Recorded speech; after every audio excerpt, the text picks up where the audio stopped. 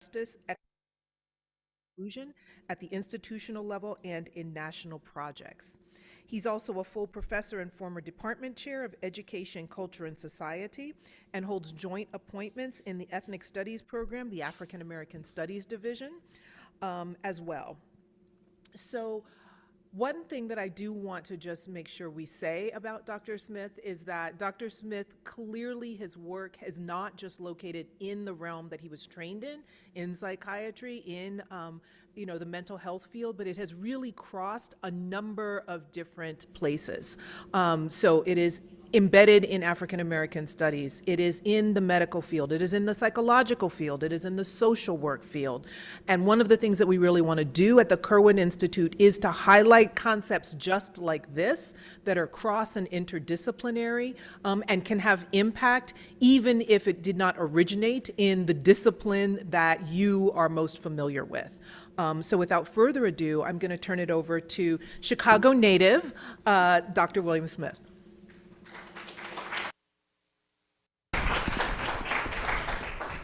Thank you, everyone, and I'm grateful for this welcome and this opportunity to share at least something that I'm intimately committed to.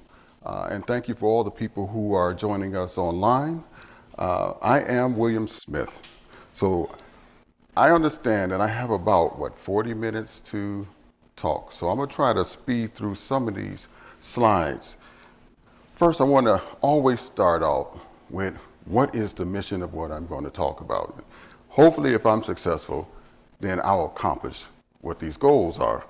So the first goal is I want you to obtain an understanding of the foundations of U.S. racial oppression and how it operates to cause racial battle fatigue. I want you to acquire a deeper psychosocial and historical understanding of what I call racial micro-level aggressions are and how they impact targets of white supremacy. I know I'm not in Florida, but can I say white supremacy in Ohio? Okay, just checking. All right, and or at least today I can, right? Tomorrow I might not be able to. Learn how events cause biopsychosocial trauma, which leads to racial battle fatigue and racial battle fatigue contagion. Why do I study biopsychosocial effects of racism? I want to begin with a historical framework. Now, if we look at the APA, the American Psychological Association, it was just a couple of years ago that they offered an apology for how they treated, particularly African Americans in their studies and how they excluded them from leadership positions. And so they were pretty on the front line saying, yes, we messed up. But we have to understand how they messed up, right? So that means that we have to really look at history and what role they played in history. Here you see an image of G. Stanley Hall, who was considered one of the pioneering American psychologists of his day. He founded the APA and a new psychology. But what did he think about racialized, minoritized people? He thought Africans, Indians, Chinese were part of this adolescent race, right? And this was entrenched in the thinking of that time. This was part of the literature and the studies that they were operating under. So you have to really put yourself where they were located, and how they pushed forward white supremacy, and how that invaded our disciplines. But there's more to that. Let's get to this scientific racism. One of the things that we can look at is how Dr. Samuel Cartwright contributed to this scientific racism as early as 1851. He had symptoms that he called drapetomania, primarily struma africana. But let's look at this drapetomania. Drapetomania was a diagnosis of enslaved Africans who tried to flee from enslavement. This is people like Harriet Tubman, right? People who try to get away from enslavement, that they had a mental disorder that was treatable. But what was the treatment? The treatment was whipping the devil out of them. Because you must be crazy if you're trying to leave the plantation. Now, I hope we have some drapetomaniacs in this room.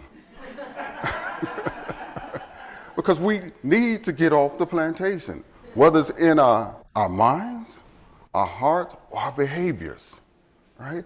So these drapetomaniacs, during this time of enslavement, were oftentimes shown as an example of what you will not do. Colin Kaepernick, you will not take a knee. And every other person who is trying to fight back against the system had to be made an example of. So oftentimes, what would they do? They would boil you down, tie you down to the ground, and whip you with a cat o' nine tails, right? And have the whole plantation watch this. And they would leave you there, put salt in your wounds, right? To bake in the sun, to psychologically traumatize the other enslaved Africans, to let them understand, you better not do the same thing that this person tried to do, Kunta Kinte, right? Toby. And that was just one of the major things that Cartwright talked about as far as African American or African behavior and these psychological diagnoses. Now, I am a baby boomer. That means that sometimes my vision is a little compromised, and it's kind of small on this screen, but it says, when all inhibitions of higher order have been removed by sexual excitement, I fail to see any differences from a physical standpoint between the sexual furor of the Negro and that which prevails among the lower animals in certain instances and at certain periods. So what this meant was that Dr. Cartwright thought that Africans were on the level of the beast. And this would explain their desire, particularly for African men, to want a species upgrade and want to sleep with white women. So we had to continue to enslave them, right? And some of that stereotype has persisted even into the 21st century. But Cartwright wasn't the only one. Dr. Charles Carroll, 1900, The Negro or a Beast, or in the Image of God, which in chapter 2, it starts off, the white, the highest, and the Negro, the lowest of the so-called 5 races of men, present the strongest contrast to each other in their physical and mental characteristics, right? Now, you'll see this kind of theme going through this presentation, where they talk about the physical and the mental characteristics of blacks, and that it was on a lower level. Now, this now is entering into the 20th century, and this is just one of a small number of people who are held in great honor in our society. But let's look at old TJ here, Thomas Jefferson in the middle.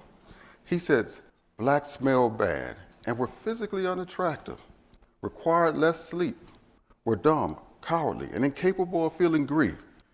Advance it, therefore, as a suspicion only, that blacks, whether originally a distinct race or made distinct by time and circumstances, are inferior to whites in the endowments of what? Body and mind. So Thomas Jefferson here is basically admitting that he's a white supremacist and that black people are on the lower levels, right? Not an excuse, but an examination of what he believed they truly were, irrespective of him wanting to sleep with so-called Sally Hemings and foster children or making children with her, with one son that looked so much like Thomas Jefferson from a distance that people mistook him for old TJ. Well, I know we're in Ohio, and I do have a love-hate relationship with this state, and it's usually around football, but I'm gonna let that go to the side since I'm a proud son of Illinois. But in Illinois, we grew up, especially black folks, loving this man, Abraham Lincoln. You could not tell black people, especially older black people, anything bad about Abraham Lincoln. And that's because we were primarily given one kind of part of his story. But let's look a little bit closer at old Abe. Now, this is in the Lincoln-Douglas debates. And ironically, this debate in 1858 took place on a campus where I went to college, Eastern Illinois University. And there were two dorms, Lincoln dorm, or I should say dormitory, or not residence hall, I'm sorry. There were Lincoln Residence Hall, which is for the women, and Douglas, where I stayed, which was for the men. Now let's look at Lincoln. He said, "I will say then that I am not nor ever have been in favor of making voters of the Negroes or jurors, or qualifying them to hold office, of having them to marry with white people. I will say in addition that there is a physical difference between the white and black races, which I suppose will forever forbid the two races living together upon terms of social and political equality, and inasmuch as they cannot so live, that while they do remain together, there must be the position of what? Superior and inferior, that I, as much as any other man, am in favor of the superior position being assigned to the white man." This is Lincoln. And this is the same person that many African Americans, especially from the state of Illinois, would fight you over if you said something bad about him years ago.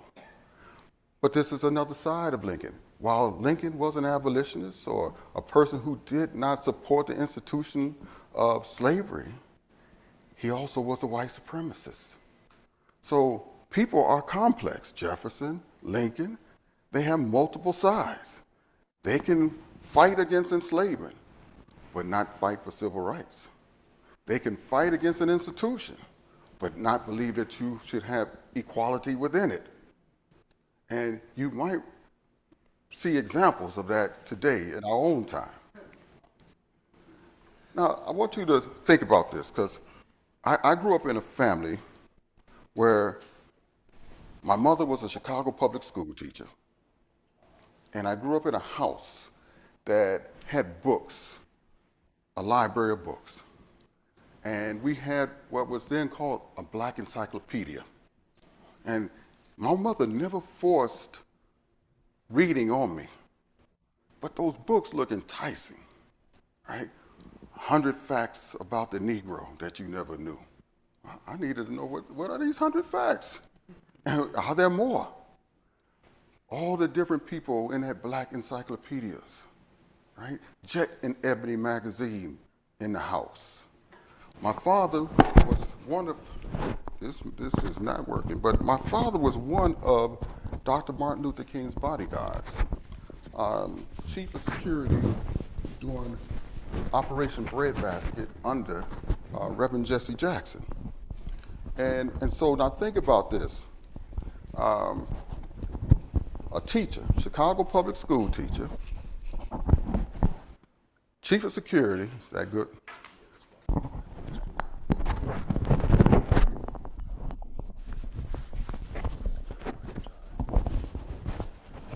Thank you. So we have Chicago public school teacher. We have chief of security, Operation Breadbasket, fighting for the rights of black people, trying to protect Dr. Martin Luther King, trying to protect Jesse Jackson. But think about the people, like the people in this picture, going through the civil rights movement, the people who had to live their life every day, some feeling like a system of torture was over their head. That's just the civil rights movement. But what about here in the 21st century and what we're dealing with as well? Every day, I want you to start to put, like my mother used to have us do, we would play with putting puzzles together, 500 piece, 1,000 piece. Now what they're doing, especially with this CRT band and the APA, not the APA, but the testing and trying to get rid of African American studies, that's the picture on the box. The pieces, you can start to see the image of how the pieces might be put together if you have the image on the box. But if I get rid of the image, then it's hard to put the picture together with those pieces. So what I want you to do is to try to help me help you put the pieces together. And from your background, you'll start to be able to see something that helps that picture become clearer, all right? And so here we have Black America in the 21st century and what we have to struggle with today. What is the toll that it takes on the body, on the mind of Black people? I know that's a lot to read, so what you see here is racial battle fatigue is a psychological, emotional, physiological overload. This is a race-related stress appraisal that is taxing or exceeding your available resources to cope. Therefore, it's putting your health in jeopardy. This is a disturbed person, environmental, racist relationship. I want to say that again. This is a disturbed personal, environmental, racist relationship. And as the good doctor started off, I also define this as a systemic racism-related repetitive stress injury. Here's some of the symptoms of racial battle fatigue. They could be cognitive or psychological, where you have anxiety, worrying, disbelief, hopelessness. Now, we had a pre-meeting before this talk, and we were talking about the great work in the Kirwan Institute. And one of the things that people brought up was how, in some studies, Black people are losing hope, right? And feeling fear for their sons who have to go out or their daughters who have to go out in society and inherit the same type of treatment that they might have experienced. So what happens when you deal with that constantly? How about threat vigilance? Always feeling like you have to be in a protective state over your body and your mind. Or we know about that John Henryism or that strong Black woman. That thing is killing us. Remember the story of John Henry? He died at the end. And the same thing we could see with this strong Black woman concept, when you take everything on your shoulders, and I could do it without sleep and without any help or support or understanding from other people. Imposter syndrome. That's something that everybody has had to deal with at some point in their life. But what about that imposter when you are not supposed to be in that room? And you have to fight all of the stereotypes and the structure of that institution. Now, those are just some examples. You could have one or many. Then there are emotional and behavioral ones. So things from frustration, defensiveness, apathy, anger, disappointment in the system, that I did everything you told me was correct. I went to school, I kept my nose clean, I paid my taxes, haven't gotten a ticket for anything but a concert to see Luther Vandross. And so I've done everything, and still I have to face this systemic racism. I see people getting promoted over me. I see people that I train getting better positions than the one I'm currently in, right? That's the emotional behavioral. Physiologically, headaches. Now, some of the brothers come to me and say, "Now, I was with you on all that stuff, but erectile dysfunction too?" Yes, sir. Right? Female sexual dysfunction, grinding teeth. I'm working with some incredible dentists and dental schools right now on a study that talks about African Americans and grinding teeth. What you'll find is that many of us, your molars are cracked, right? Because at night, what you're doing is you're taking the stress from the day and thinking about everything that you endured during the day, and you're stressed out at night. So what does that mean for black folks and others? Well, this is Black History Month, so I'm gonna focus on you, but it bleeds off into other racially minoritized groups. You're clenching your jaws. You're stressed out at night. That's the time that you're supposed to rest, recuperate, and be able to go on about work and life for the next day. But you're stressed during the day and you're stressed at night, and now the research shows that black men and women get 2 to 3 hours less sleep than their white counterparts. And so about right now, some of you want to take a nap or get your 4th cup of coffee, right? What does that do to the body? Now, I could stay on this all day, just this one slide, but we have so much more that we need to go through. I say this, if you can name your pain, you can develop effective strategies for resistance and resilience. Now, I know this, they told me that this was the brilliant group of people here. Who is this? Anybody have an idea? And I can't see anything online, so there might be people online who might guess who this is. Who? John Lewis. No, it's not. Kind of favor, but no. Black Dog Test. No. Good guess, though. All right, who is this? David Allen Greer. Oh, look how quickly we got that one. So yes, that's David Allen Greer. But this is David Allen Greer's father. He was a psychiatrist. He's the one who wrote Black Rage, 1968, co-authored, right? So it's in this book. And David Allen Greer was, he went to Michigan, boo, he went to Michigan. And then he went to Yale School of Theater, some kind of performative arts at Yale, I believe. But his father was a psychiatrist, his mother was a school teacher, right? Wrote this book. So we've known about this and what the impact is on, at least psychologically, for over 50 years. And they're not the only ones.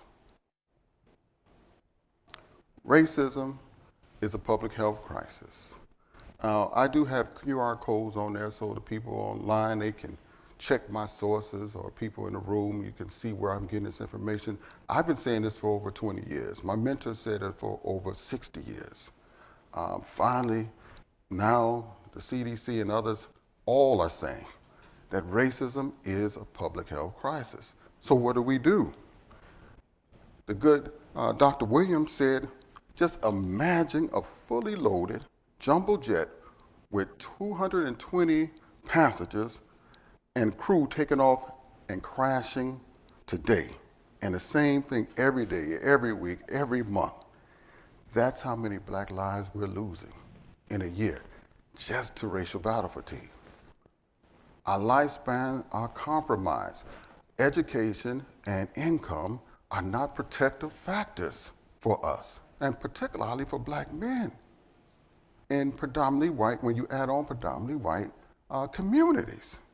We're dying at a quicker clip than other groups.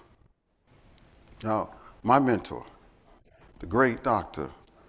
Chester Pierce, wrote this piece, Psychiatric Problems of the Black Minority. And this is where I got a lot of my motivation from and my direction. He says the major and overriding psychiatric problem of the black minority is the withering or weathering effects of racism, hence the social, cultural, and community aim must be to dilute, undercut, and eliminate racism wherever and however it is located. So Dr. Pierce, who is the one who coined racial microaggression, he's telling us something. One, he gave us the problem, what it's doing to us. Then he gave us marching orders. We have to undercut, eliminate racism wherever and however it exists. And then it's in this piece, Offensive Mechanisms, written in 1970, that he really started to push forward the racial microaggression literature. He said it operates under an offensive mechanism. So when you enter a room, these racial microaggressions are pushed at you, almost like arrows or daggers that are being thrown at you. So you do not feel like you belong, that you do not want to be there. Oh, well, where did so-and-so go? Oh, she got another job. It was better than this. Well, she was really forced out because of the climate and the institution. She wanted to be there, but you made it psychologically impossible to stay, right? Now, for racial microaggressions, I have to lean on my good friend, Danny Solorzano. And he tries to let people know that racial microaggressions does not mean many, M-I-N-I, tiny, insignificant. I mean, when you think about it, you have no problem understanding microeconomics, microbiology, microsociology, microcosm, and its importance. But for some reason, when somebody puts a micro in front of racism or aggressions, you think that they're talking about something that's insignificant, right? So racial microaggression is the everyday aspect of what's happening to you when you try to live, work, and play. All right? The good sister, Dr. Monica Williams up in Canada, is doing great work on this. And she talks about this as an assertion of aggression and dominance. And so at the end of it, it's a direct offensive action of avoidance and flight. But there's this commission of microaggressions. And it's usually an aggressor that's trying to reinforce, either consciously or unconsciously, a system. And that system is a system of oppression. Okay? What we have to really understand as well is that anti-Black racism is an act of violence. The body codes racism as a violent act. And you have to think about this as, think about a young Mike Tyson. And all of a sudden, Mike Tyson is coming up on you aggressively and throwing haymakers at you. Now, some of us might be able to withstand one punch. Some of us might pass out on the missed swing in the air, right? Now, that is the body's reaction to feeling that aggression.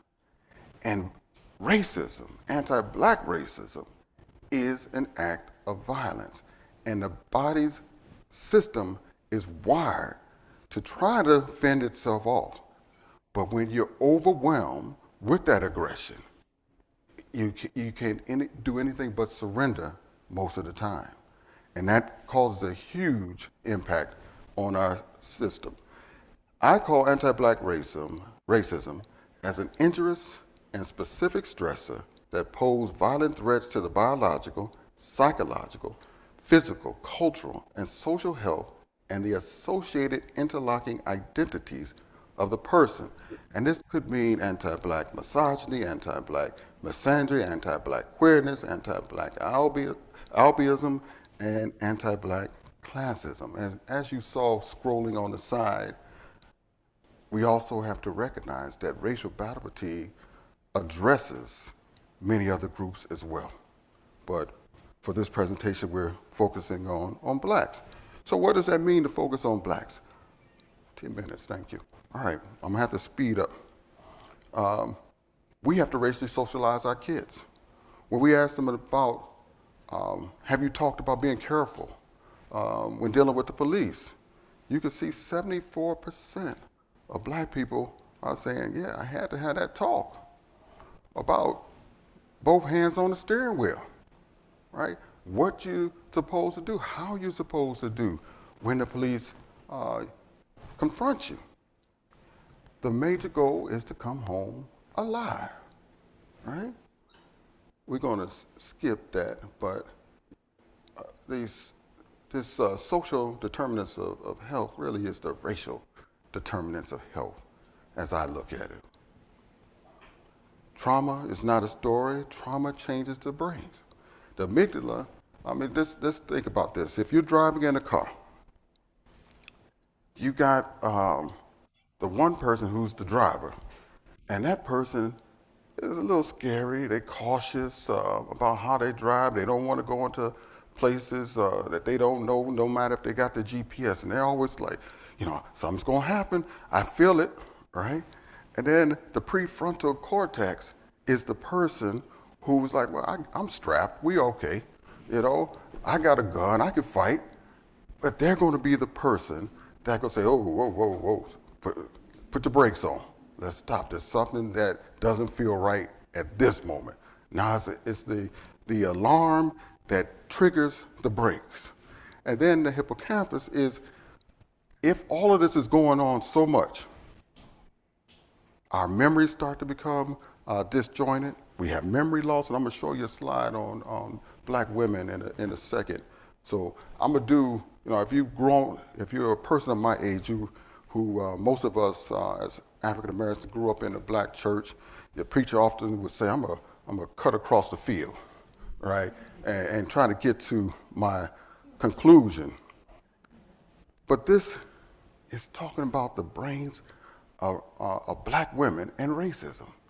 And what happened is that in the brains of black women, when they have to deal with racial battle fatigue constantly, it makes trauma-like effects. So it's actually worse than if you were being physically assaulted.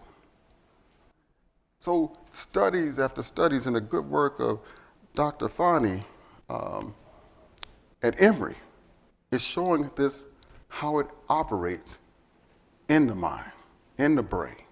So this is actually great work. I'm gonna go a little quick through these next few slides. This anti-black misandric aggression is an exaggerated pathological aversion toward black boys and men that is created and reinforced in societal, institutional, and individual ideologies, practices, and behaviors, including scholarly ontologies, axiologies, and epistemologies. Now, let's think about it. You know the names: Tamir Rice, Philando Castile, Ahmaud Arbery, Michael Brown, Oscar Grant, Amadou Diallo. All of those people are present in our mind when we think about this. And that's going back over 20 years. So George Floyd is not something new. This is the trauma that's been in our community consistently that we're aware of. And that stays in our body. We have to remember that there are traumatic events, but trauma is something that we carry until we're healed, and it stays with us. Some of the scholarship that talks about this spillover effect is that African Americans can have up to 3 months of poor mental health days for a killing that has occurred in a state where there was a black person who was unarmed and killed by the police. Up to 3 months of poor mental health days. Now, one of the things that this study also got to was that 55 million excess mental health days per black adults. Now, when you compare that to the 75 million poor mental health days for people in the U.S. suffering from diabetes, I'm talking about all people, how powerful this finding is. Now, I'm going to go past a few of these because I have 5 minutes and I want to get to the black women. Sorry about that one. But this is Dr. Lawrence Crosby, who was beat up by the police at Northwestern University and a settlement of 1.25 million. You can find that online. He is a person who was just driving his car, and it was a white woman had saw him messing with the door, called the police and said that she thought that he was breaking in the car. All he was doing was fixing a rubber seal. Police pulled him over. About 6, 7 officers were beating him down, and you can hear him because he has video going of himself, which was smart, and telling them, "That's my car." While they're punching him and kicking him, "That's my car," and told him where he bought it from and everything else. And that's so much so that they had to settle for 1.25 million. And anti-black misogynistic aggression is the same definition as I talked about with the black men. So it's this oppressive force, and we know about Breonna Taylor. Here's the study. We have about 60,000 black women between 21 and 69 years of age. And they were studied on daily racism and institutional racism. What they found was this severe lower subjective cognitive functioning. What is that? Memory loss, Alzheimer's, dementia. This is the impact of having to deal with racism at daily and institutionally, that they're 3 times more likely to suffer from lower subjective cognitive functioning than other groups. Again, showing you what systemic racism, institutionalized racism, daily racism does not only to the mind, but the body. And we're going to move past this slide. When you get comfortable, you just start feeling at home, and you want to give so much, but we have to move past. This study just talks about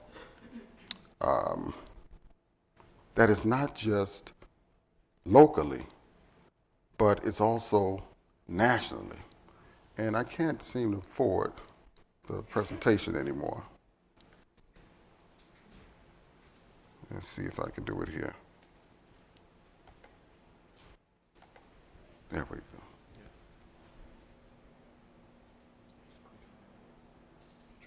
Okay, there we go. So we must understand the impact of linked lives. Racial battle fatigue contagion, and I'm coming to my conclusion with this.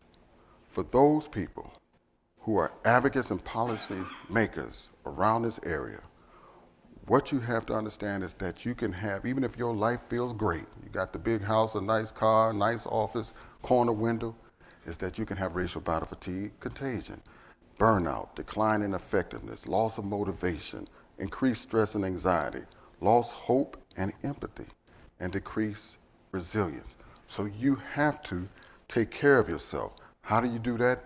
Self-care, restorative practices, mentoring and support, professional development, collaborative problem solving, dialogue and reflection. And that's really important because your experiences have to be affirmed, that they're real. It's not all in your mind. It's not made up. And it's not you're being snowflakes, as one person told me years ago. And have effective communication. So with that, I will close and look forward to questions and answers. So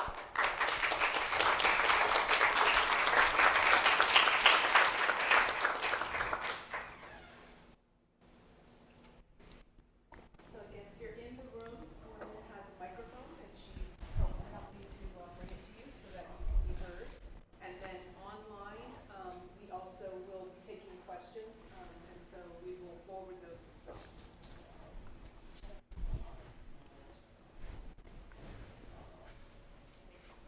Questions in the room?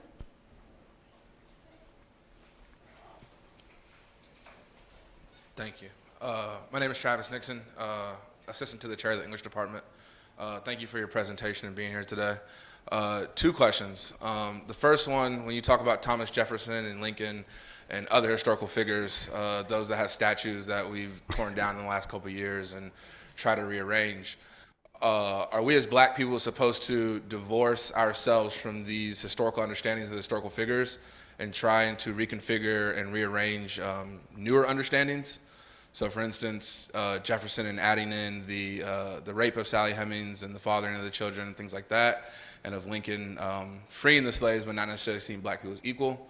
And then a second twofold is beyond the drapetomania and coupling that with what's going on today, are we supposed to fight racism as black people every day, or are we supposed to live our lives to the best of our abilities and try to do the best within a racist society and country?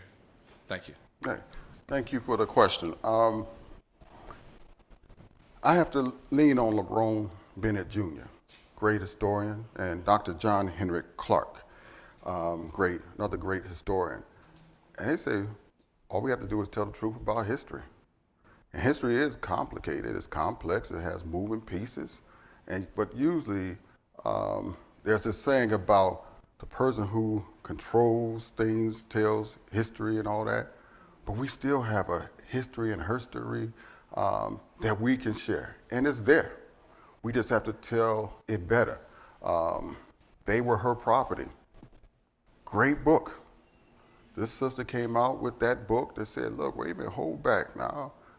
White women own slaves, own plantations, and it has documented this stuff.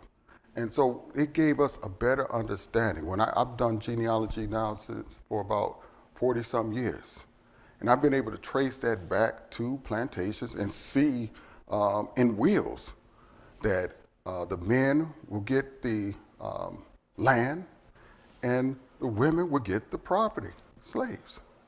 Right? What does that mean when you come together? Wealth. That's telling the story, the full story.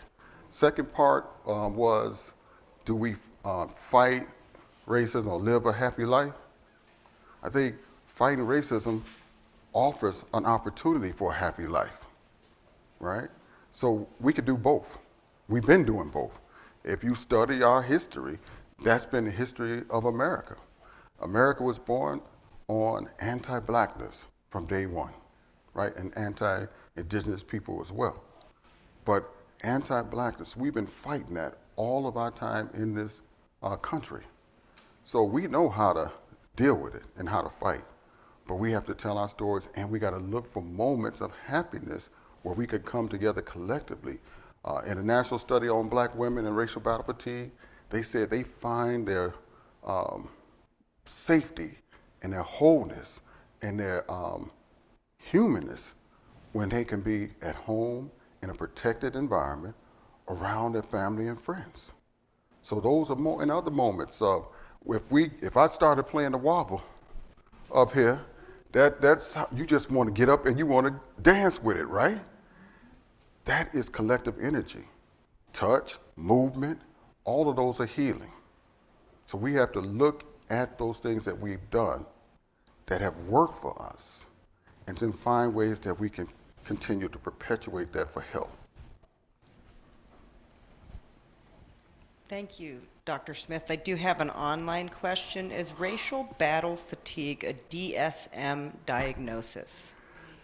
Dr. Chester Pierce, my mentor, tried to fight for that to happen. We don't need a DSM to know what's going on. We don't need a room full of white men sit around telling us how we feel. So no, it's not. It's the easy answer. But we have to look at, and we don't need people with just talk therapy, even though I present mental health and therapy as something very important for us to do. But there's some old traditions that we've had that work that we need to look at to try to deal with the beast that we deal with today.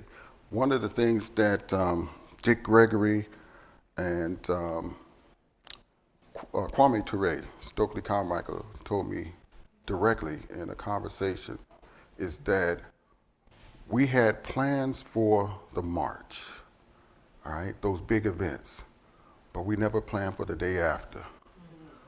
And there's been others who said we've overanalyzed things like the civil rights movement and to talk and celebrate those things without using it as a strategy for moving forward. So we have to start to examine strategies from the experiences that we've had so we can conquer the issues that we deal with today. Got a question right here. Yeah, Z, pronouns are they, them. Following up on that, so I know nationwide in 2020 during the racial uprisings, a lot of cities, and certainly Columbus, had the occasional protest that was designed to celebrate Black joy as opposed to pain. And that has sort of tapered off from what I can tell in Columbus. So my question as a follow-up is, what is your best advice from a personal and therapeutic perspective on how we as advocates and activists can have not self-care but community care and hold space for one another when the folks who opt into those spaces are almost always heavily traumatized and bring that trauma into those spaces, and we sometimes are not very kind to one another. And my experience is that in organizing, there's a lot of conflict that largely comes out of folks bringing trauma into the space that they've never had support to heal, and then folks tap out and say, like, this is too dramatic. How do we support folks who are dealing with very real effects of trauma and keep folks in the game and keep folks marching and moving when many of us are also struggling with some form of racial battle fatigue or just burnout? Right. That's a dissertation topic. So if you gave me 45 minutes, I could probably get some of that. So the quick answer is that some spaces aren't meant for everybody's participation.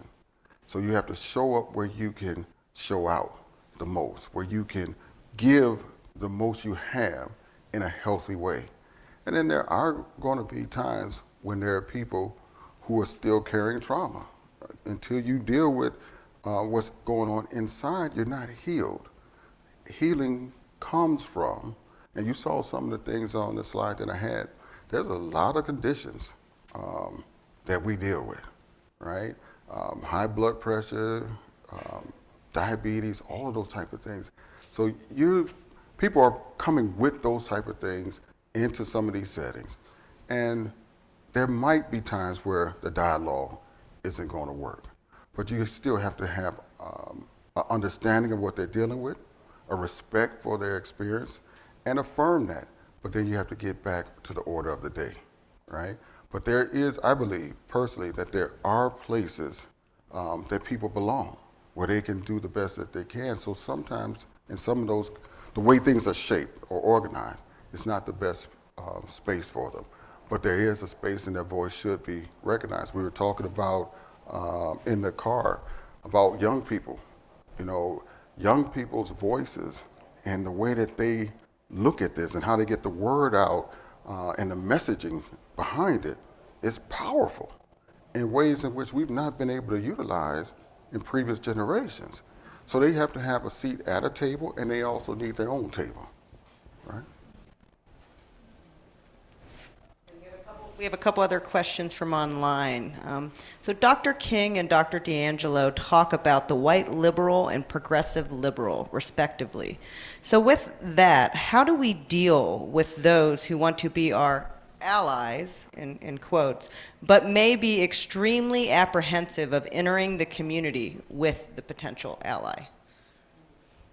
Okay, I missed something in there. So is this a white ally wanting to can you?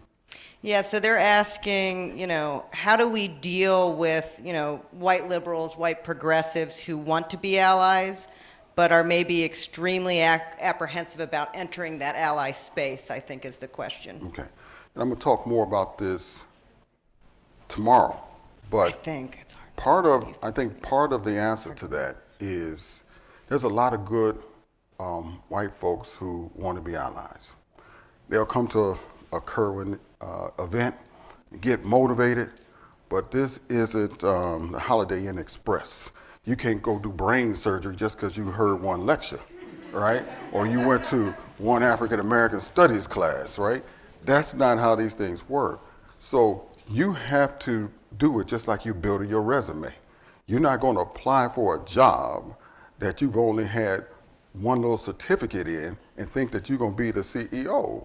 So slow down, learn, get more education, get in communities of support among other white people who want to be allies, and start to understand the problem before you start to try to get in line, and especially be at the head of the line, right? So I would suggest that people start at home, right?